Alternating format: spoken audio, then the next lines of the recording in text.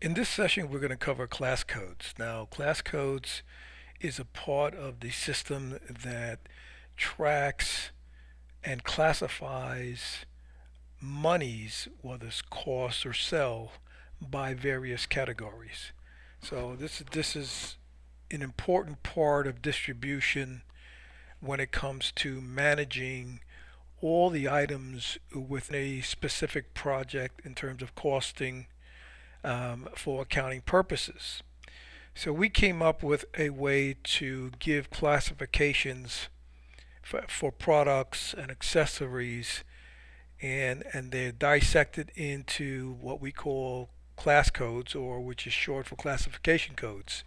Now, most accounting programs want to take information from jobs, and you want to break it down from accounts payable to accounts receivable. And you have to have a way to track all your dollars on the payable side to pay your vendors and match your purchase orders to their invoices.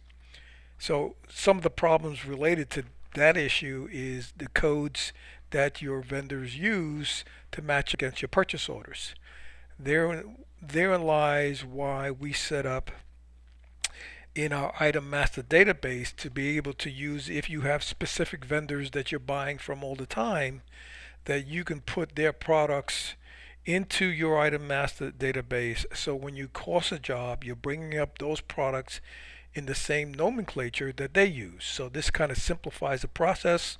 So as the jobs move on and you're invoicing your customer, at the same time you're getting invoices from your suppliers, that you can match up the purchase orders and the line item breakdown to those specific vendors. So let's begin. I'm in a job right now, and I'm going to do an F9 to go to the recap screen to put in my costing, and I'll just tab over to doors, because doors is a good example of that. And I'm going to key in, this job has hollow metal doors.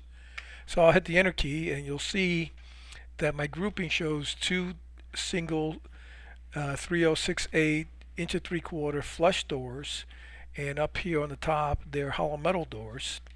And I put in the product code hollow metal door 3068 flush, and my description is hollow metal door 3068 18 gauge honeycomb seamless. And I've got a cost and a list price, and to the right is that class code, which is MD. In this case, MD stands for metal doors. Now down at the bottom, we can look down and see there's a function key, F9, to display the class codes. And these are the class codes that the system supports.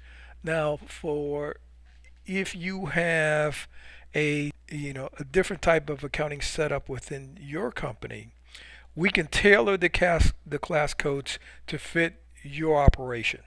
So this is what I use as a guideline. We can sit down with you individually, and we can change your class codes to suit your individual company. So there's a number of class codes that it affects, doors and frames or anything miscellaneous. We have WD for wood doors. We try to keep it simple.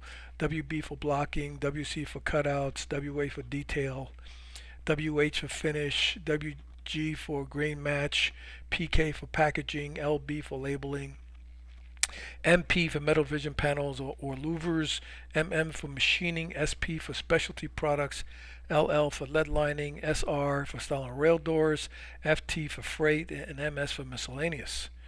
Also on the frame side, AF is for aluminum. AF represents aluminum frames. MF represents hollow metal frames. MD hollow metal doors. TF represents tiny frames. WF represents wood frames. TP represents accessories. And 01 through 09 represents non-inventory hardware, and 10 through 99 represents stock hardware. So do you have a complete selection of class codes that you can do during the bidding process, that once it's done can carry itself over all the way through the invoicing process. It's just another way to consolidate a lot of the redundancies that we face day to day when we're bidding and managing work.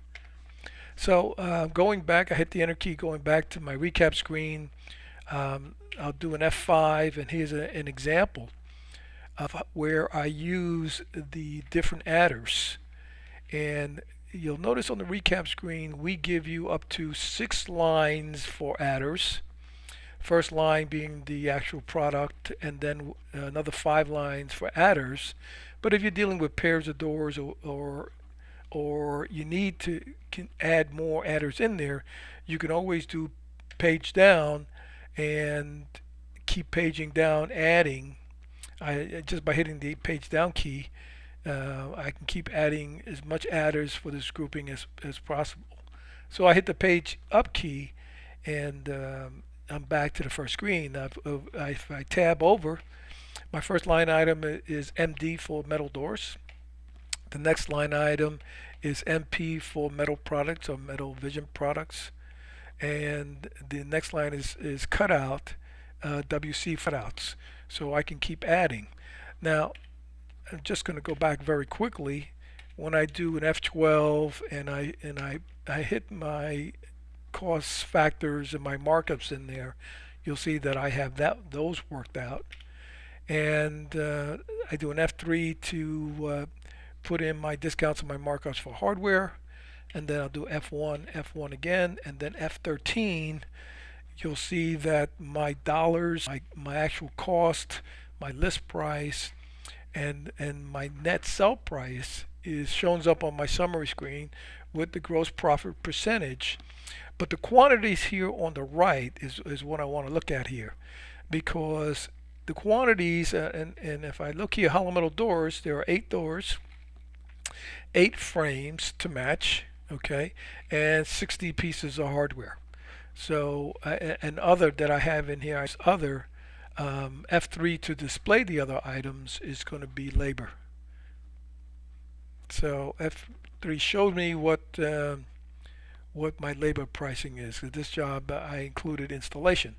So again, the system really kind of takes a lot of the loose ends and puts it all together for you, so you can bid a job quickly, you can cost a job even faster, or you can mark up the job at the same time. And when you finish your bid, if you've negotiated the job, you can change the markup to a lump sum figure and then print your submittal from there. So very easy and quick to use. Once you get the hang of it, every job you do, you'll put in faster and faster and faster. So that really brings your productivity up to levels that you would be surprised to get. So if you have any questions, this ends the session. My name is Frank. You can reach me at frank@frankpena.com.